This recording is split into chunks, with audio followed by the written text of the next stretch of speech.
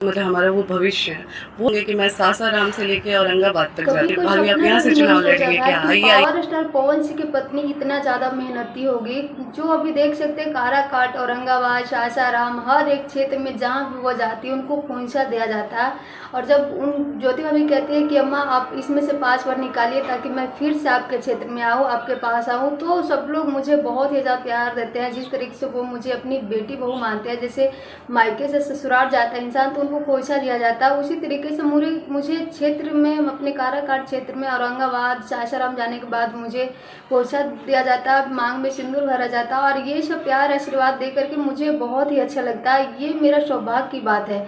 नमस्कार दोस्तों, राधे राधे। है योग आप अच्छे होंगे, मस्त होंगे, स्वस्थ होंगे। अगर चैनल पर नया है तो चैनल सब्सक्राइब करके प्यारा सा लाइक करना जरूर करें। ज्योति भाभी का कहना है कि जिस तरीके से जनता के साथ मेरा एक बहुत ही प्यारा सा, बहुत ही गहरा सा बॉन्ड बना, वो बहुत ही अलग है।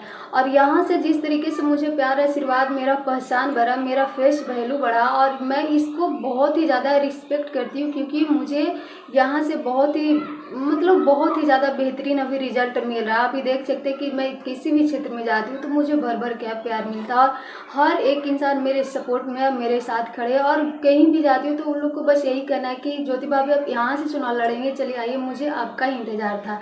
वैसे अपना राय जरूर दीजिएगा। Thank you, love you.